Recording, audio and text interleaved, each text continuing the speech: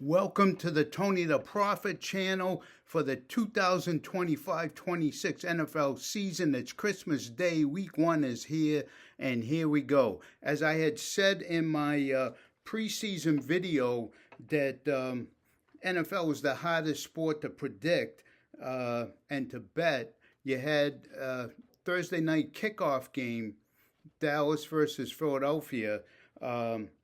Should have been a smash spot for the Eagles, raising the banner, people drinking early, all revved up for the big kickoff game. And what happens? The first play's not even started. You have Carter, the best defensive player, the guy who stops the run, spit in the face of Dak. He gets thrown out, throws the whole game out,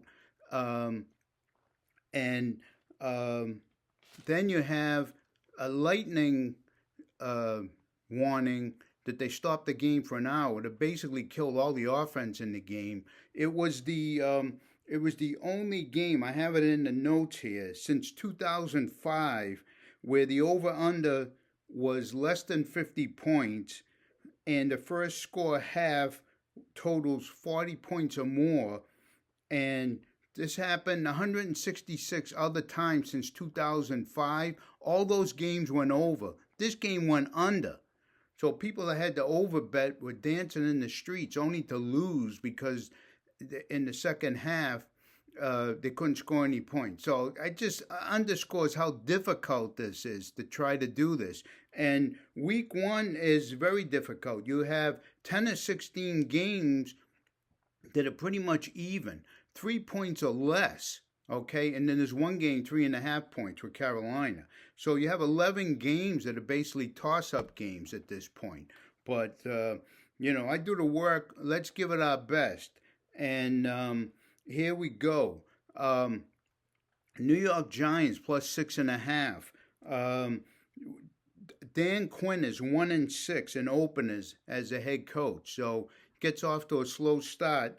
The Giants, even with the pathetic quarterback play that they had last year, covered both games against Washington and kept them close. Scores were 27-22 and 21-18. Division rivals, they played close, and Giants defense should keep them in this one. They have a great pass rush. To be flushing out Daniels, it could be a problem. He can run, but hopefully they have a plan to keep him in the pocket. You've got Burns, Carter, Lawrence, Okakiri, and Thibodeau. So they have this is the best pass rush since the NASCAR package of the 2011 Super Bowl that they've had. McLaurin's not up to speed. The Washington defense, I don't think it's as good as last year. I mean, Daniels is a threat. He can run, he can throw, he can beat you. The rushing game, who knows for Washington what it is.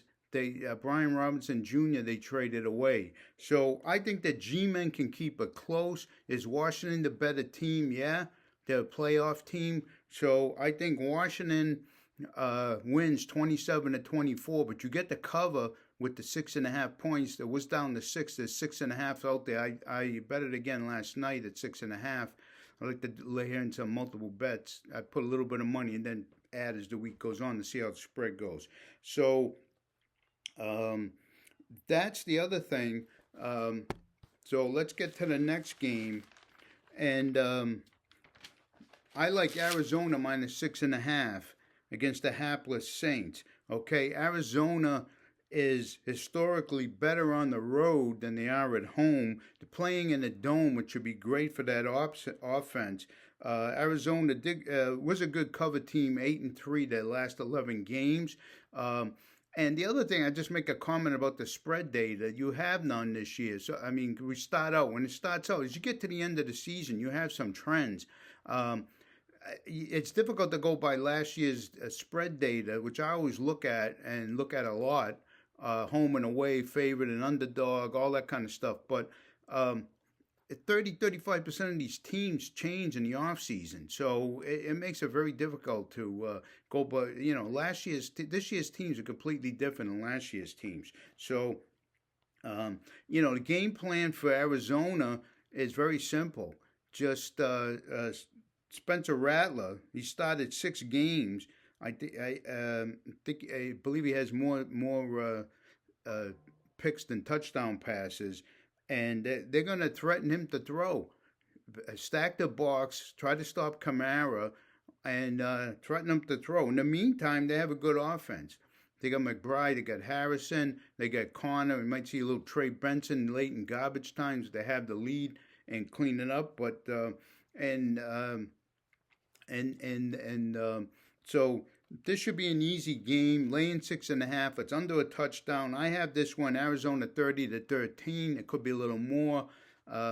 Maybe Saints get a garbage time touchdown or two, but it should be easy peasy under a touchdown. Next game I love, Denver. This should be like the game of the week. They're laying 8.5. I think I got it. I bet early. I got it at 7.5. It doesn't matter. I mean, 7.5 to 8.5. I think is comfortable. It's the worst start possible for Tennessee. You get Cam Ward starting on the road in a mismatch against the number one defense, and number one picks in their first game.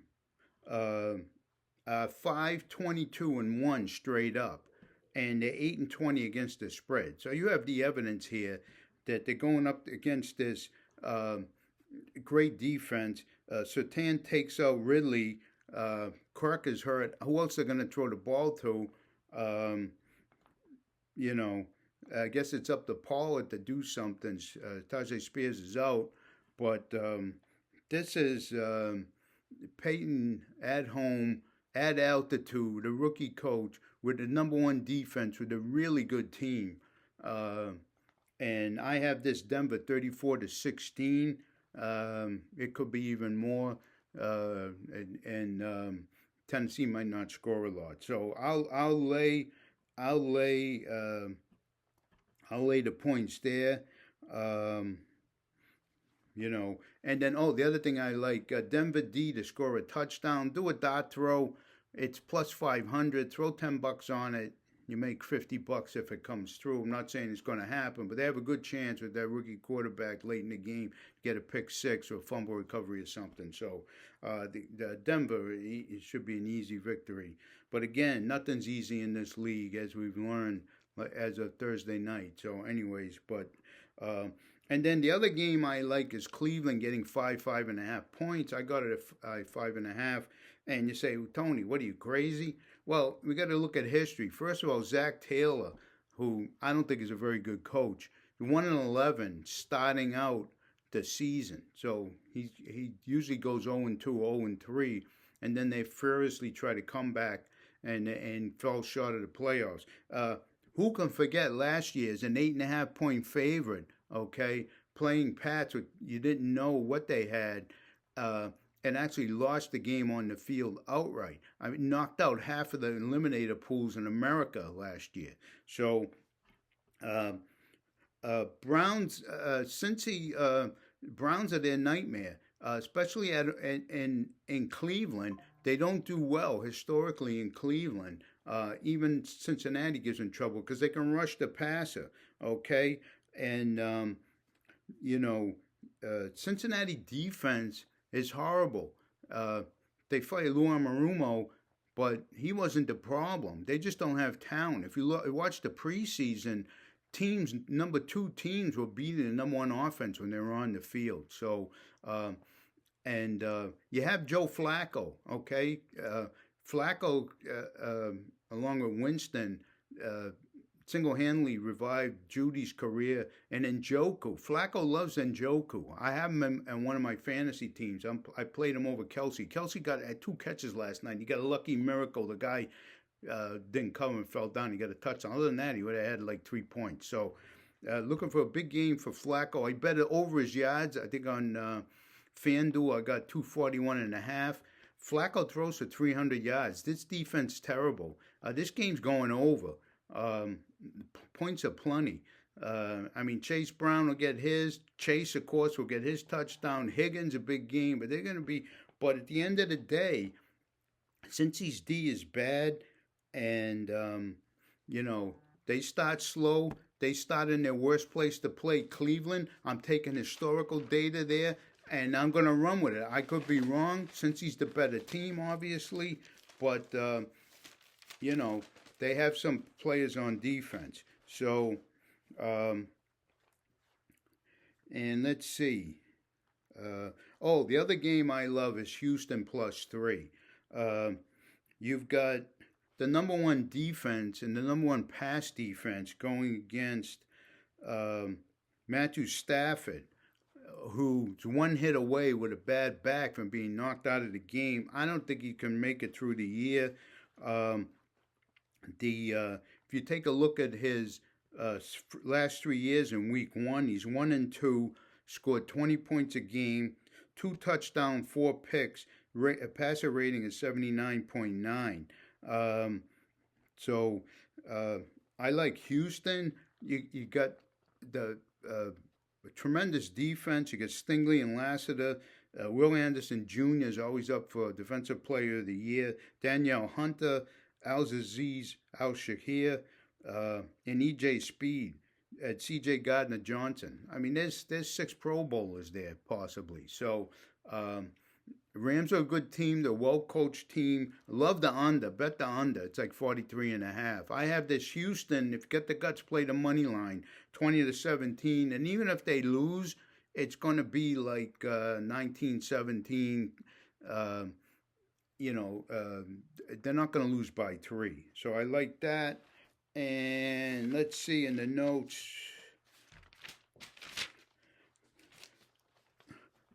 I think that's it. Other games I like that I didn't. I bet I got Indy at 0.5, even though it's Danny turnover. Miami defense is not good. They have enough weapons there, Jonathan Taylor and what have you. They should be able to beat Miami. Like Seattle -2, +2.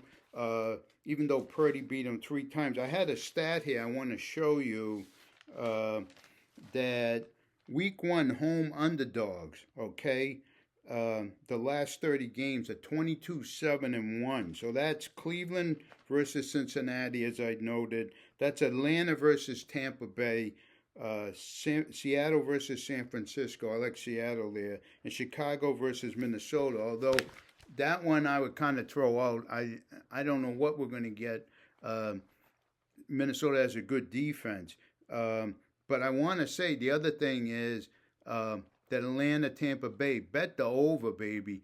Those teams put up mega points. You got, that score is going to be like 34-31, 35, 38-35.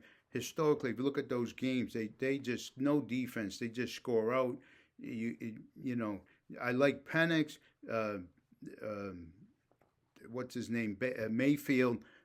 Has always last year threw a lot of touchdowns. They get the new rookie. You got Mike Evans.